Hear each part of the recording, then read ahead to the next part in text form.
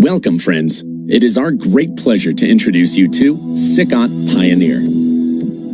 Pioneer is a program of innovative orthopedic networking, e-learning, education, and research that was designed to fill the gap left by the absence of face-to-face meetings, courses, and other activities during the 2020 coronavirus pandemic. But Pioneer has become so much more than this in the intervening year. Pioneer is a virtual, but also very real community of like-minded orthopedists striving to help not only themselves, but one another. With the latest video conferencing and educational technology, as well as a groundbreaking online platform, SICOT's Pioneer events, activities, and resources are reaching every corner of the globe, with over 55,000 views of our webinars so far. We're forging new partnerships, signing agreements with 12 other international academic societies, and building an enduring network we hope will last for many years to come. So, what can you expect from us? Free webinars led by key opinion leaders from around the world and across all fields of orthopedic surgery and traumatology, as well as chat shows with some of the most interesting and inspiring surgeons on the planet. Opportunities to take an interactive role in these webinars by participating in polls and live discussions. Free on-demand Pioneer playback service. Watch our webinars again and again in your own time. And coming soon, our new bespoke learning management system will host podcasts, an online version of the famous SICOT diploma exam, virtual training modules, surgical technique courses, a discussion forum, and much, much more. We hope you'll join us on this pioneering journey as we push the boundaries of what is possible in online orthopedic education together.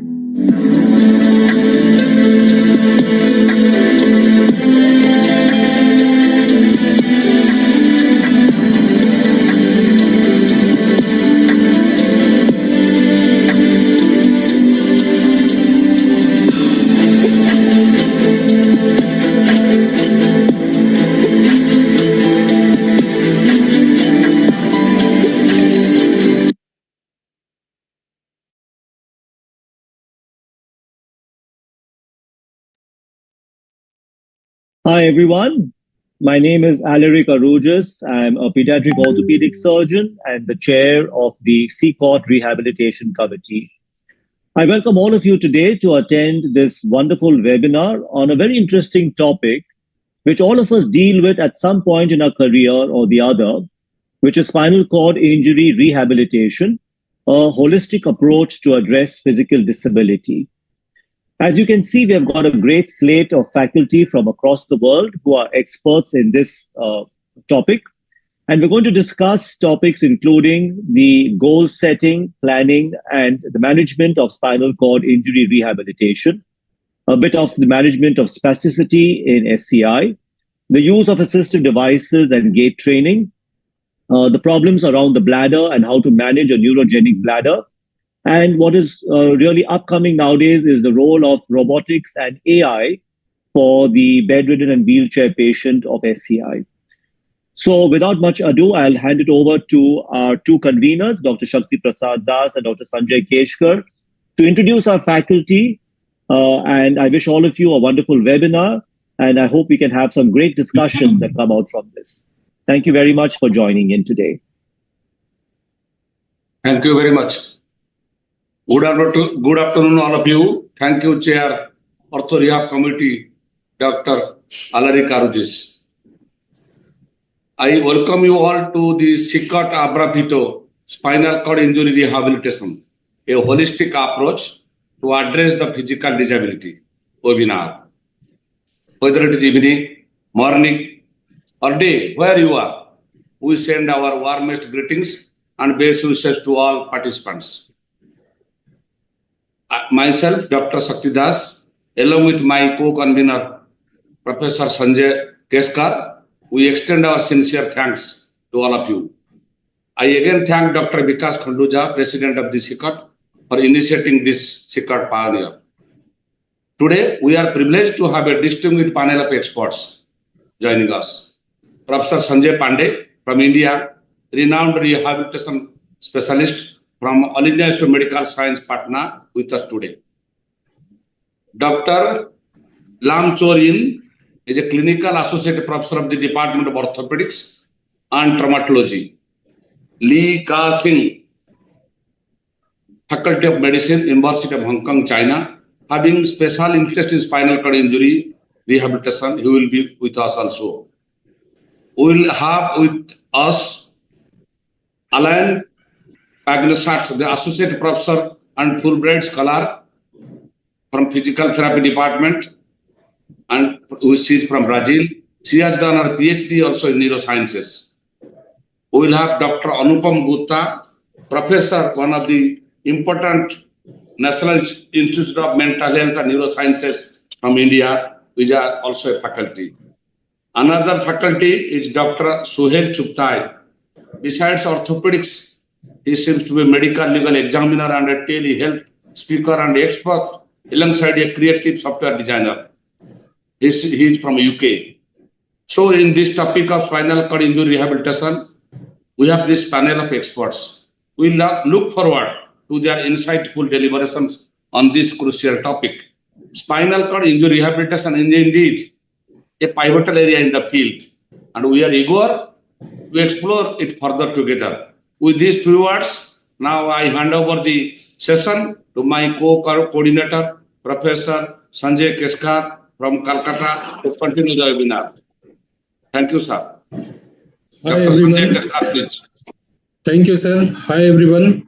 At the outset, I would like to thank the office bearer of SICOT, in particular, the chair of Orthopedic Rehabilitation Subspecialty of SICOT, Dr. Alaric, sir, who has given us opportunity to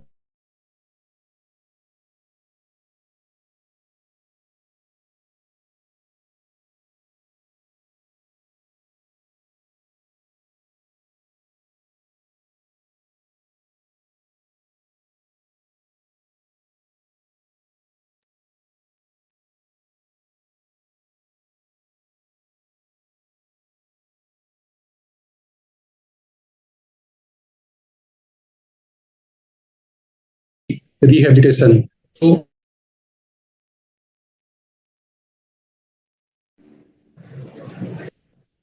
he is from AIMS Patna, which is one of the pioneer institute of India. He is also the honorary secretary of Indian Association of Physical Medicine and Rehabilitation, and he is associate editor of Indian Journal of Physical Medicine and Rehabilitation. So with this, I invite Professor Pandey to speak on spinal cord injury rehabilitation, the introduction, goal setting and planning. Professor Pandey, please. Thank you so much, Professor Dr. Keshkar. Am I audible? Yes, yes. At the outset, I would like to thank SICOT for holding this very important webinar in the field of spinal cord injury and rehabilitation. And a special thanks to Professor Dr. Sakti Das and Professor Dr. Sanjay Keshkar for giving me this opportunity and getting me involved with this. So with these few words, should I share my screen or will you play my slides? You can share your screen, sir. Okay.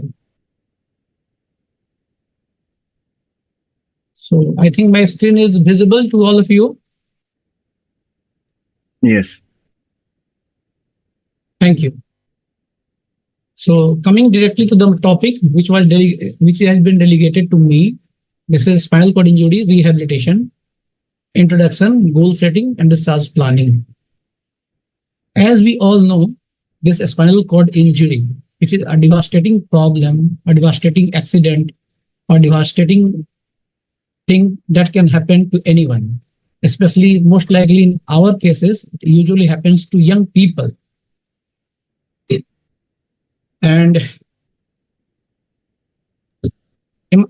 my slides are changing.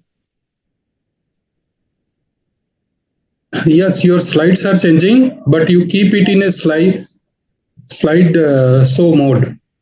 Okay, sir. Is it okay now? Yes, thank you. So, going with the introduction, acute spinal cord injury is a traumatic event that results in disturbances to normal sensory, motor, or autonomic function.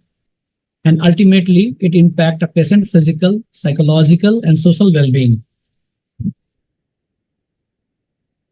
Any journey that needs to be started must have a preset goals. Similarly, rehabilitation, which is a process of enabling in facilitating the restoration of a less able person to regain optimal functioning physically, socially, and psychologically to the level he or she is able or motivated to achieve.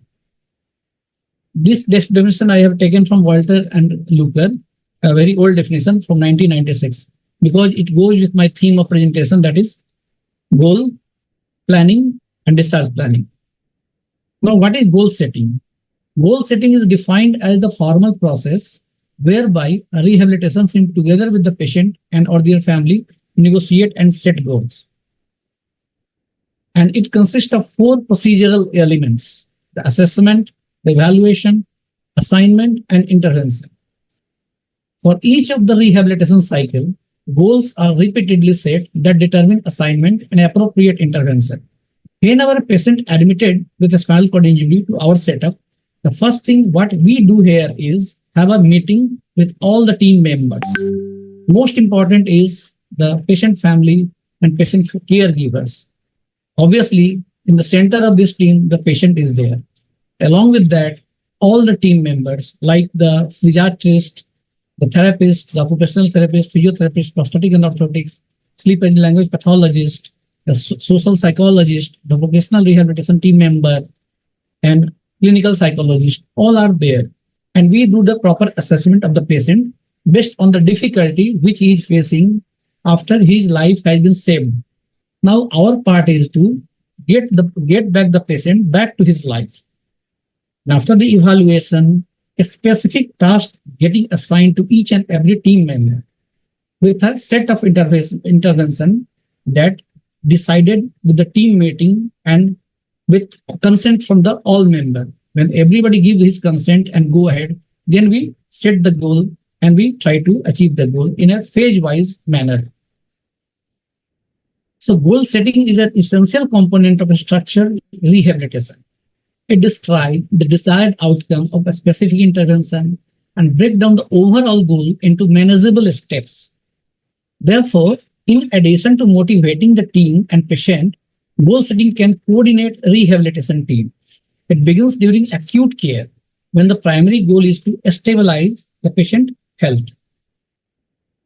It has also a motivational aspect, like proceeding towards or reaching a goal may give the patient, the individual team member and team as a whole, the satisfaction needed to get and stay motivated towards reaching a goal, because it's a very long journey. Usually it's a long journey.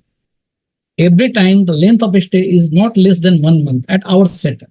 So obviously every team member need to be motivated, and whenever a minor step or major goal we achieve, it gives immense satisfaction and keep the patient motivated.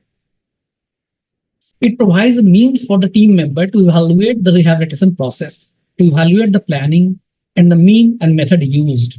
As Philippe would put it this way, if healthcare processes are to be evaluated, they must be goal-oriented. So at each steps, it's repeatedly planning and methods used getting re-evaluated, whether we have been diverted from the goal or we are on the right path to achieve the set goal. It's a dynamic process developed by multidisciplinary team in partnership with the patient and family. There is SMART and NUMBA criteria for that. These short and long-term goals are reviewed on a 2 or 3 weekly basis. Key issue to be addressed here is, do the patient and family staff always understand the goal planning process? This is very important. And are the goal always the patient goal? Because sometimes what happens in our overzealous and overexcited way to deal with the rehabilitation, we ourselves set the goals. But that is not the right way to go ahead. Always goal need to be set as per the patient. And sometimes what happens, because I told you, it is a long journey. Goals are forgotten once the goal planning meeting is over. So we need to be very careful about all these aspects. What is primary objective goal? Obviously, preventing secondary complication, promoting neuro recovery, maximizing functional falling injury, improving a patient independence in ADL, and facilitate community reintegration. And the rehabilitation strategy to achieve the goals are focus on principle of motor control, activity-dependent neuroplasticity, and restoring function by remediating underlying impairment. Documentation is very important here, because each and every time an outcome is need to be documented, where the goal is achieved, whether it is not achieved, whether it is ongoing, whether the team management decided goal need to be revised, and sometimes in practical aspect you have to look after, that is goal need to be abandoned. That is not a failure but acceptance for re-strategize the rehabilitation planning.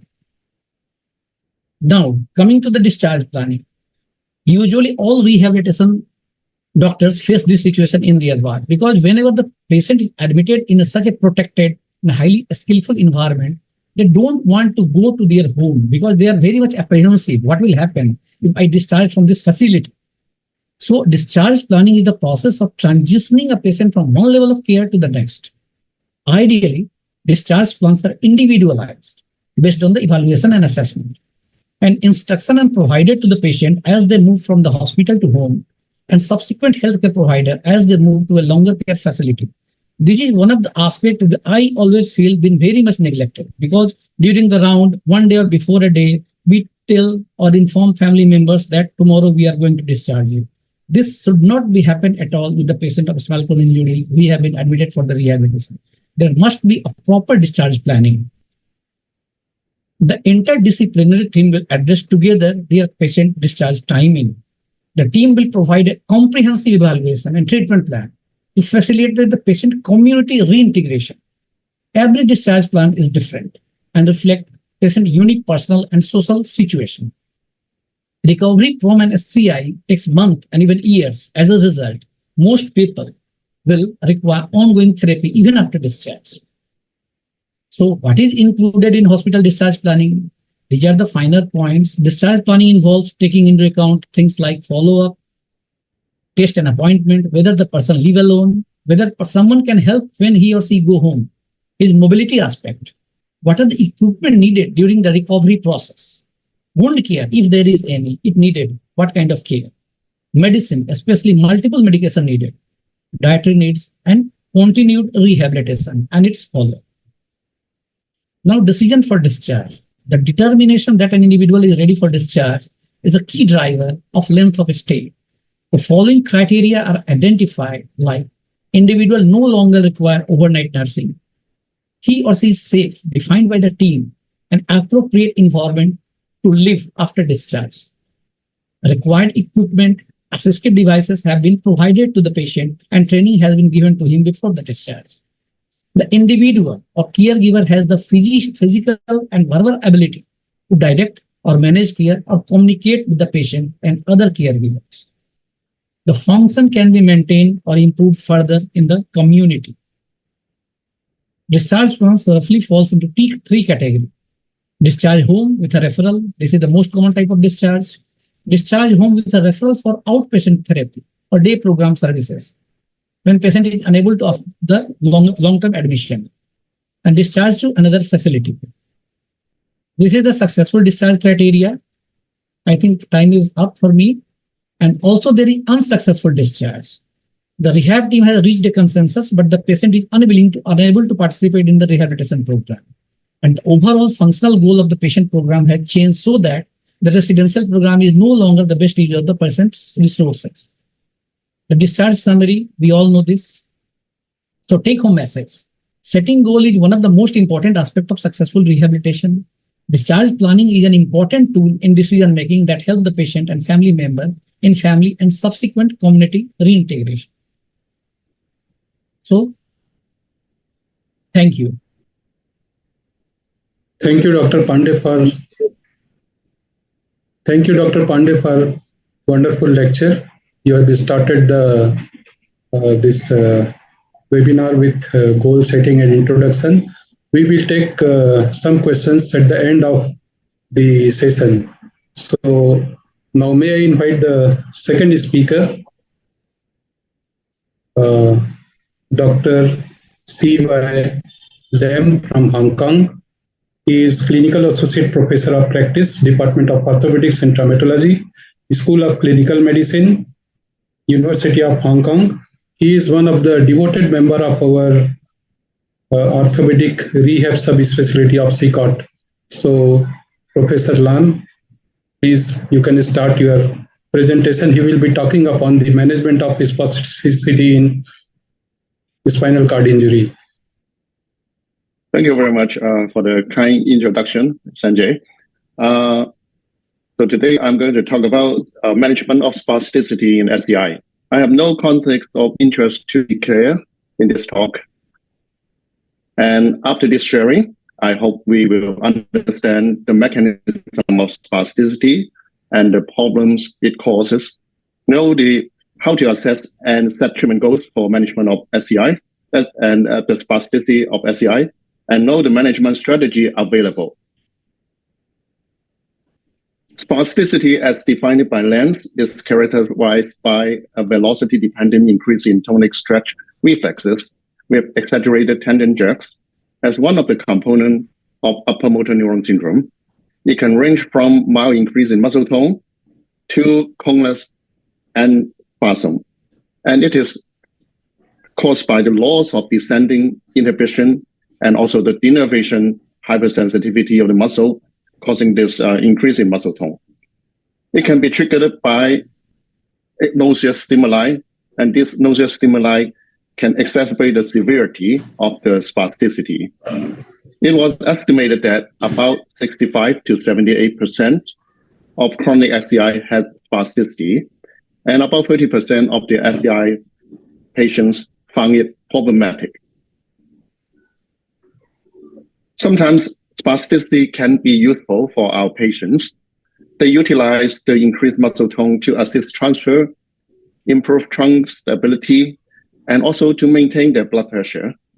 However, they can also cause problems, resulting in contractures of the limbs, difficulty in positioning, and predisposed to pressure injury, affecting their ADL and the care in their daily living, and also giving some symptoms of spasm, pain, sleep disruption, and fatigue. When we are seeing a patient with SCI who complain of spasticity, we should assess its severity, localization, triggering factors, and its effect and complication on the patients. And there are many methods of assessing the severity of spasticity. The Ellsworth scale, which was proposed in 1964 and modified in the 80s, is one of the most frequently used. It has been criticized for the inter and intra-observer reliability problem. However, it is simple to use and adequately accurate for our daily clinical use. You can also use the SCI set, which is a self-assessment on the impact of spasticity in the past 7 days on the person.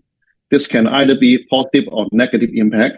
And we also can assess it with the self-report pen spasm frequency scale, which is self-reporting of the frequency of spasm and also its severity. Then we can have an idea of how severe is the spasticity affecting our patient. We treat spasticity which cause significant complaints and complications, especially those leading to development of contractures and interfering with functions. We can set up our options of treatment from conservative ones, like removing the nauseous stimuli, to more invasive ones like injection and surgical procedures, according to the response to the treatment. All these nauseous stimuli and complication of SCI can increase spasticity. We should be aware that the patient, although he cannot feel the pain, but this may trigger spasticity, increase the spasm, and sometimes also cause autonomic dysreflexia in some of the patients. Stretching can reduce motor neuron excitability, and you should be focused on muscle as risk of developing contractures. Passive standing can provide prolonged stretching of the lower limb muscles, and I would ask my patient to do stretching at least twice daily, and every time at least 15 minutes or more. You can also combine it with physical modalities like warm, cold, and electrical stimulation. And do not forget, we can also use vintage sitting device or forces to put the patient in a less fast position. There are various medications we can use. The first line we use is baclofen, which has a GABA agonist action. One should be aware of its short half-life when taken orally. You will need 3 to 4 times a day for stable control. In refractory case, we can also use this drug intravesically with a pump. The main barrier of using a pump is the cost, risk of implantation, and need for expertise for maintenance. So you will need to refill the reservoir every 1 to a few months, depending on the dosage of the drug used. Another drug we use is the alpha-2 agonist, which include clonidine and tizanidine. Tizanidine has less hypotensive side effect, but it is more expensive. Side effect of this drug includes dry mouth and sedation. And also, like for the other drug we use for spasticity, we usually titrate the dosage slowly and avoid abrupt withdrawal, which may cause rebound in spasticity and also other complications. Benzodiazepine is useful, especially for nighttime spasm. For patients with nocturnal spasticity, a single nighttime dose can be used to improve the sleep of the patient. Dantrolene work by another mechanism. It is not working on the GABA pathway. It works by inhibiting the release of calcium ions from sarcoplasmic reticulum to dissociate the contraction of muscle. One important point to note is that it may cause hepatotoxicity in some people, and therefore you should monitor the liver function when you are using this drug. If certain group of muscle of the patient is especially troublesome, you can also consider injection with phenol, which require localization with EMG. The advantage of using phenol is that it's cheap and it has immediate effect. But if you inject it into mixed nerve, it can also ablate the sensory fiber and cause pain. Photon injection does not require EMG localization, but it is a little bit more expensive. And do not forget to work with our PT colleagues to continue the stretching after the injection. New technology has bring a new horizon to rehabilitation of SCI. Neuromodulation has the potential and improvement of function in SCI.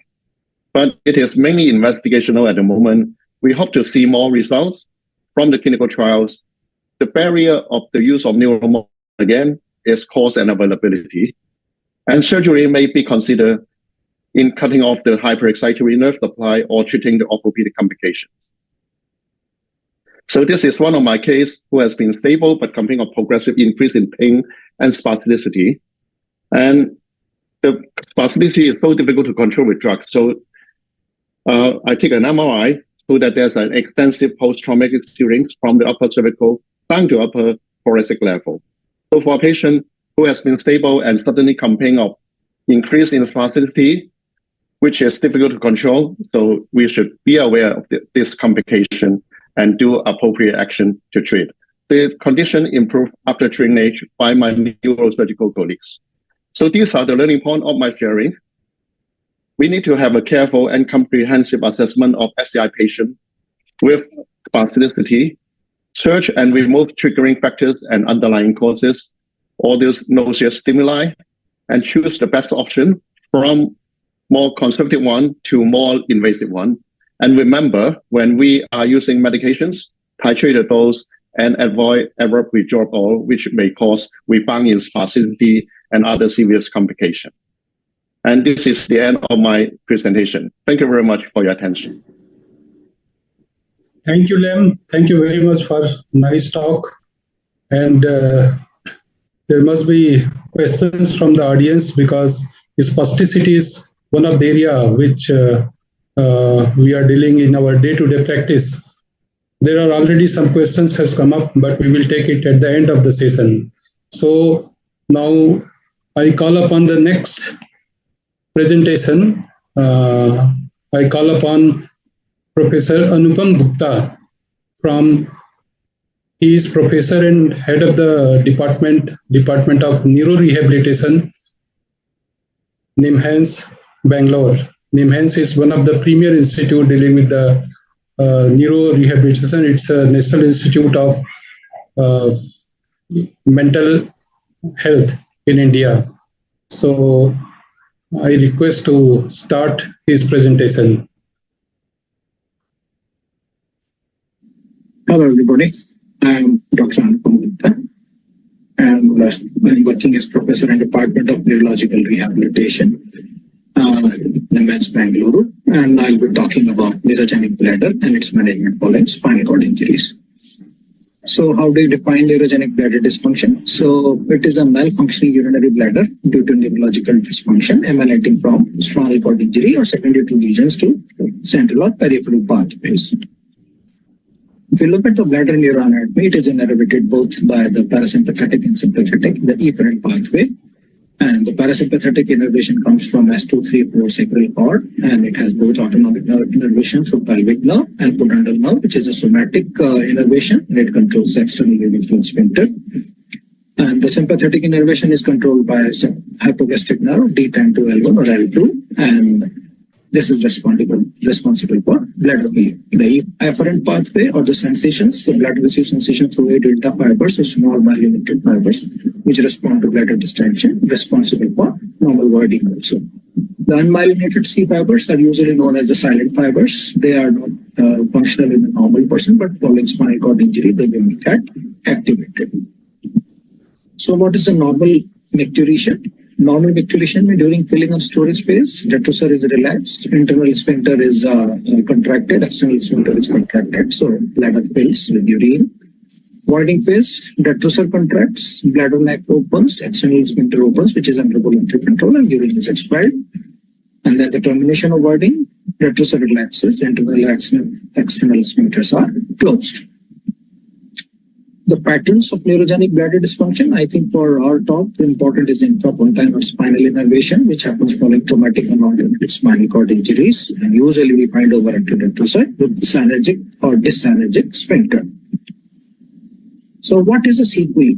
Up to 94% of the patients following traumatic spinal cord injury have neurogenic bladder dysfunction, which may cause urinary tract infection, calculus formation, back pressure changes leading to hydronephro, nephrosis, impairment of renal function, risk of pressure ulcers, worsening of spasms, precipitation of autonomic reflex, etc. It may cause premature death, which used to be the scenario 50 years ago, till 50 years ago. So neurogenic bladder affects the quality of life. And the quality of life, all domains are affected. Physical, like limitation of cessation of physical activities.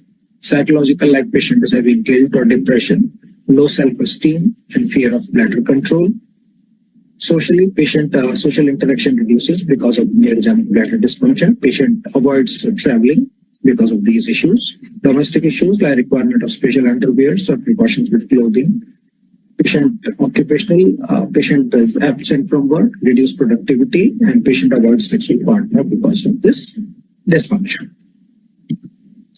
So how do you assess neurogenic bladder dysfunction in a patient with spinal cord injury? Of course, you have to do detailed history taking, examination, neurological examination, sensory motor examination, do some testing to avoid or to detect urinary tract infection, do uroflowmetry, which usually is not that informative in patients following spinal cord injury, but we want to do video urodynamics. But most of those rehabilitation units don't have urodynamics, including us. So we do filling and voiding systematography to determine the kind of bladder patient is having, and accordingly management is offered.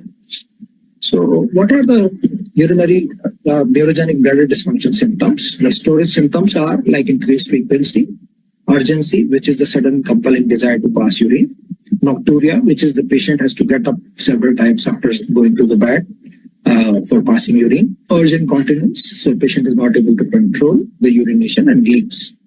Voiding symptoms like hesitancy, straining to void, interrupted stream, and double voiding. These are some of the symptoms, voiding symptoms. So approach to the patient, neurological examination is a must. Do the comprehensive sensory and motor examination. Sensory is from C2 to S5, both right and left side. Motor examination like tone, bulk, power, reflexes, and then determine the severity and extent or completeness of injury using the Asia impairment scale. Reflexes are important, like bulbocavernous reflex, which is the first one to come back after spinal cord injury. Anal reflexes, anal tone, which is important to determine UMN versus element type of bowel, and frequency of bowel program, perianal pelvic, voluntary anal contraction, which are good prognostic factors for the bladder, for patients' recovery also. The most important is the bladder maintenance of bladder diary. So here you have to just note down how many times patient has drunk and what he has taken. So the intake, urinary output, how many times and how much, accidental leaks, what the patient was doing at the time of leaks. So all this information is very important to determine what kind of bladder patient is having. Then we go ahead with the urodynamic study, filling and body systematography, and management is based on the urodynamic study. So urodynamics, we've been using this equipment for the last 26 years. There are some of our publications related to myelopathy patients. Recent publications are with transverse myelitis patients and neuromyelitis optica patients. Supportive therapy, of course, you have to offer them these incontinence pads, reusable underwears, disposable underwears, condom catheter. We tend to avoid these things, but condom catheter, yes, especially in male patients who are having nighttime increased frequency.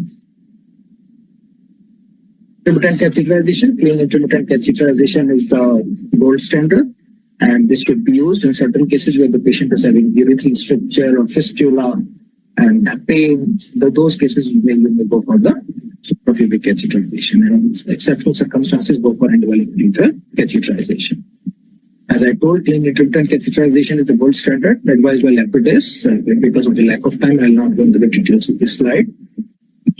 Right, and the schedule voiding, 3 hourly, 4 hourly, 6 hourly schedule voiding is very important. Strengthening the pelvic floor muscles, Kegels method, 3Ds, Valsalva, these methods should be avoided in all the patients. Go for CLC. Patients have been overactive at Prasad, go for antimuscarinic medication. Most commonly used medications are oxybutynin, soliflexin, tolterodine. Preferably give long acting so that you have less antimuscarinic side effects and patient is able to tolerate and at the same time remains dry. There are certain adverse events related to this like burnout, constipation, headache, glaucoma, abdominal, etc. Another medication is beta-3 adrenoceptor agonist known as mirabegron, 25 to 50 mg dose. Especially should be given to the patients who are having dementia or cognitive decline so that the anticholinergic effect is not there with this medication. Other medications, like if the patient is having sphincter incontinence, you can go for propenololamine, underactive detrusor. You want to augment the detrusor contraction given bethanyl chloride. Retention of the urine, most commonly used drugs are tamsulosin, alfuzosin, or salinol. Botox can be given if the other methods have failed. Botulinum toxin, we don't do it in our unit. We recommend the patient to urologist, 200 to 300 units at 60 to 20 sites. Remain effective for longer period of time as compared to given for spasticity and dystonia. It reduces the frequency, urgency, and urgent continence, but some adverse events are there, like signs of bladder aging, inflexibility and fibrosis after repeated injection, and reduction in luminal volume and organ damage. Augmentation is advised if the patient's bladder is shrunken. Augmentation cystoplasty is advised. We refer the patient to the gastrosurgeons.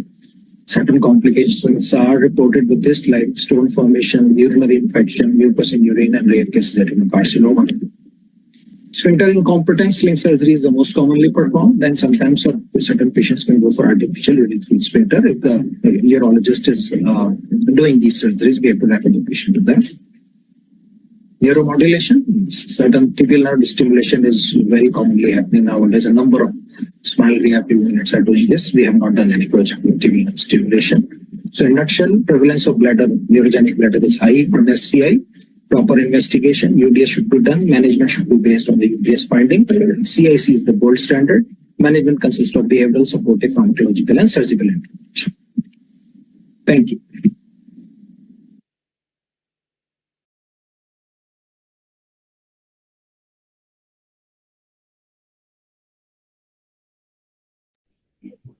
Thank you, Dr. Gupta. And now let us move on to the next topic. May I invite Dr. Suhail Chughtai from UK. He is consultant orthopedic surgeon, medical legal examiner, telehealth and AI strategist, and innovator. So with these words, I invite Dr. Suhail Chughtai from UK. Dr. Thank you very Suhail. much. Thank you. I hope I'm clearly heard and mic is open. So thank you very much, SICOT, for organizing this session. I appreciate the effort done by Dr. Shekhar and Dr. Sakti Das as well. Dr. Keshkar. This is such an activity, and I think it'll have a great audience. So my topic is spinal injury patients who can be rehabilitated by technology. And that is what is my passion as well, to work on technology for medical profession and design solutions. So my talk today will just give you a preview of the spinal cord injury, although you don't need, because we have great talks before me, and also how to use the robotics and AI coupled together to help these patients so that they can recover in a quick time with less effort. And also we'll touch on the future trends. So I'll briefly run through this. You know the physical limitations of motor and sensory functions, and there is so much dependence on the caregivers, which is a very painful part of the physical limitations. Psychological limitations, I just heard from the previous speaker about the bladder issue, that people don't like to socialize. And there's so much, just looking at the roof all the times for a spinal injury patient lying flat is a big source of depression. And then, of course, the needs are very frequent, expensive, demanding, logistically demanding, socially demanding, and there is all sorts of whole paraphernalia attached to it. So how can robotics come in and make this easy for us?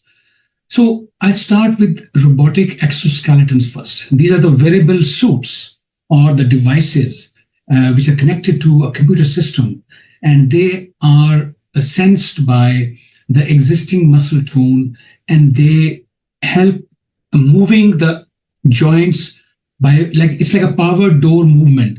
Like, they don't push the joints wholly solely, because the joints have to have some power, and that power is augmented by exoskeletons. If you look at the other devices, which are assistive robotic devices, so they're not suits, they're not worn on whole body, they can be an artificial hand, which is connected to the existing body part for electromyographic responses. And of course, it is controlled by the patient's brain signals, very advanced, or the myographic signals, and there should be some residual movement available. Then the smart wheelchairs, they're like smart cars. They have wheels, they have a lot of functions which are very, very supportive of patient. They understand the patient as a smart car would understand a driver. So let's take examples of robotic exoskeletons. There's one example. I'm giving examples of certain commercially available devices. This is, I want to give credit to Exobionics. I'm not associated with them. I'm just giving an example. You can see the variables. This is for pushing this length will support the quad from here down for tibialis anterior and other muscles. And then you have shoulder support. So the signals between the two devices, they sense the electromyographic signals, and they can power up those muscles which have grade 3 or grade 4 power. And then there are different examples. Initially, they can be assisted, but later on, with training, a patient can walk without any support. And what they do is they will orientate a patient to the midline. They will adjust accordingly. A very advanced robotic system will push you to the right, to the side, other side, if you're falling on that side. They assist you with the weight shift and transfer. They improve your step quality, especially for spastic patients. They also help you with the lower extremity muscle strength, because you're pushing through a system. They can deploy some resistance if you have grade 3 power to bring it to higher level.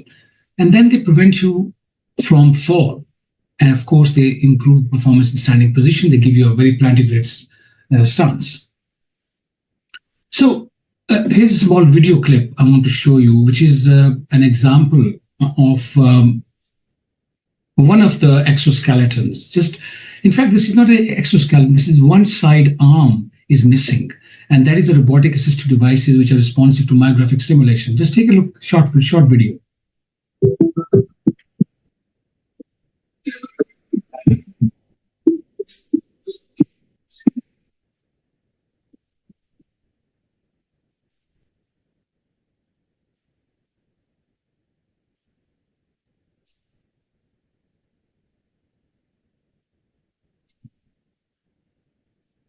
No.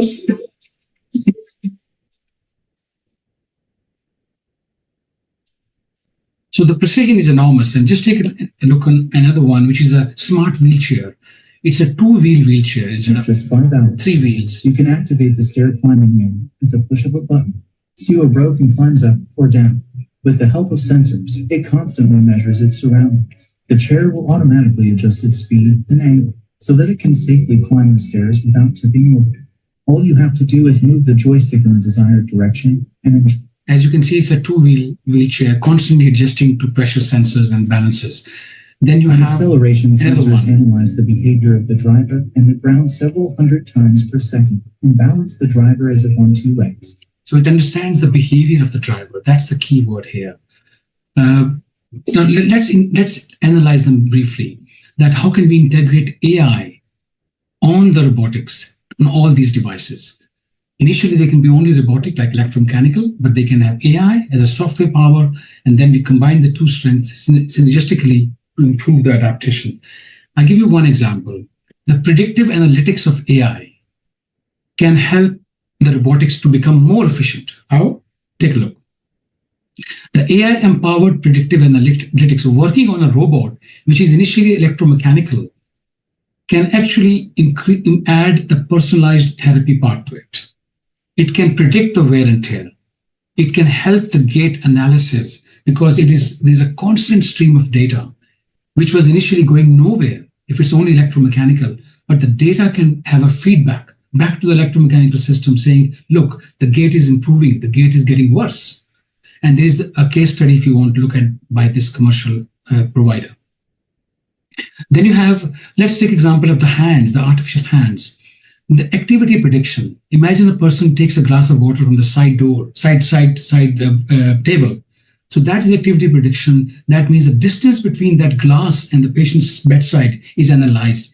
And then the robot to the hand will know through software integration of AI that this is the person who wakes up 6 o'clock. Before he gets to the bed, he takes a glass of water. And of course, with these monitors, so many sensors can be attached on all this. Myomo is one study where you can take a look at this. Smart wheelchairs. I think you know about Tesla cars and other cars. The wheelchairs are becoming that advanced too. A person goes to shopping, they can be assisted by navigation. And then the health can be monitored, how much the person was breathless, or what was the blood pressure like after all the effort. And then the behavior pattern can be analyzed as well. Lucy is a very well-known example in this regard. So AI-empowered predictive analytics is one. But what about the quality of care and improvement? Every device, whenever you wrap it up with AI, you will have improved mobility, independence, enhanced safety, and that's very important. Optimized therapy. It's not fit for all. It's a customized wheelchair adjustment, customized hand adjustment. And of course, that also prevents the problems and wear and tear of the joints well before people develop arthritis. So another part of AI which can help SCI patients, spinal cord injury patient, is virtual assistant, which can improve the mental health of the person. I heard from previous speakers, everybody mentioned about mental health. So we can't just ignore it. And how do we help with that? The virtual assistants can be simply an app and person can speak to the phone. We don't have to have a touch screen. The person can speak and then it's totally anonymized. It can be personalized and it's always available to the patient. Two of them, Voibot and Visa, are available as case study. The last part before I close the presentation is about the rehabilitation, which is assisted by AI in terms of physiotherapy routines, and then the gamification. If you look at the way physiotherapists are now personalizing through their online interface a patient's care, they're getting real-time feedback of all the electromyographic sensors they put on the patient. Patients can borrow those sensors and the data comes back that the person was practicing, person was not practicing, the tone is getting better, the muscle strength is getting worse. All of that can be tracked and people can have now very advanced care remotely. One of the systems is NeoFact's Rappel Smart Glove system. People can borrow glove for 6 weeks and then they improve the hand function. It's like an occupational therapy of very advanced nature. And then the gamification, as you know, children are very motivated. Why are they so addictive? Because they get so much pleasure out of it. They get so much dopamine response out of that. So interactivity, deeper attention span, reward-based motivation, and then multiplayer social interaction can also be incorporated into the spinal cord injury patients through gaming apps. And then 2 of them are listed here. So before I just close my slides, I just want to touch on the neural interface and the brain-computer interface. How will that come into play? As you know that the quantum computing is just next door. Once quantum computing is here, AI further advanced, this is just a simple gameplay. That means you don't require electromyographic from the end of the limb, from the stump. It will be brain, it will be eye movement that will be doing either direct neural control or indirect, or it will enhance new learning capacity of the patient. Patient will still keep learning. The journey of learning will not stop. And then people can communicate. Even those who have developed dysarthria, they can't speak, they can communicate through very, very meaningful signals. You can take a look at Neuralink and BrainGate for that. So my recap, I just touched on the impact of technology on the rehabilitation. I just introduced in this 8 minutes time current technologies and prospects, and then transformative potential of robotics and AI. We can't take it under granted. This is something which is going to be there. I think we need to do more research, and we have to continue be alert and interested. Thank you very much. I appreciate that. Thank you, Dr. Suhail, for a wonderful lecture. Not only the lecture, but well supported by the video. We really appreciate that. So now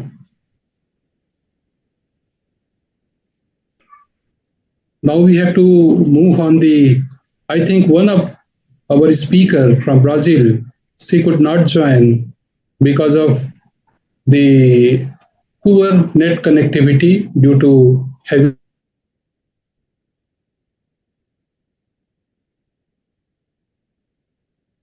during our panel. But before moving on to the panel discussion, let us take some questions from the audience. So one question is how to set goals when community reintegration is poor in countries such as India. I think this question is for the first speaker, Professor Pandey, if you can.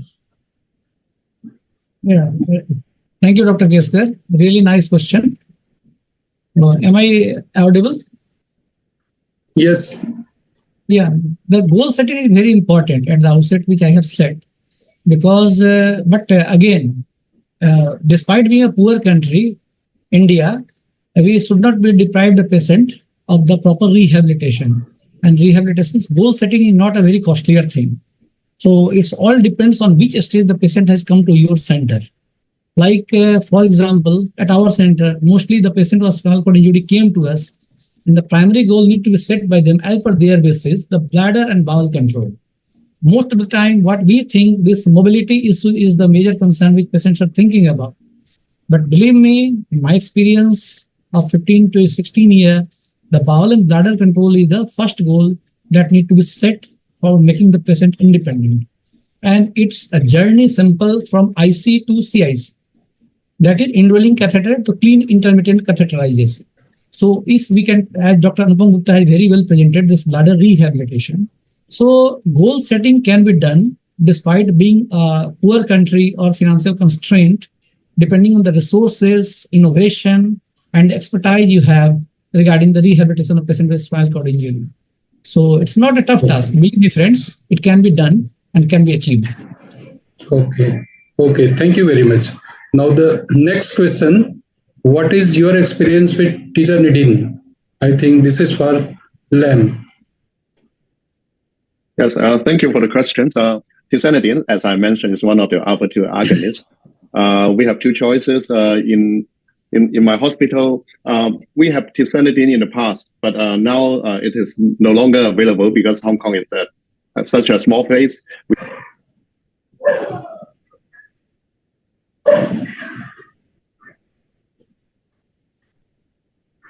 We don't effective. If you after you try the first line with Beethoven, if it is not working well, if the control of spasticity is still inadequate, I will add one more drug usually.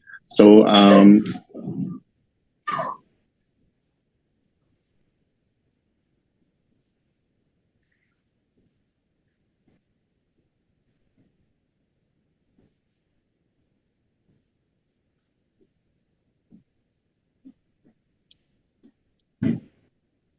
Okay.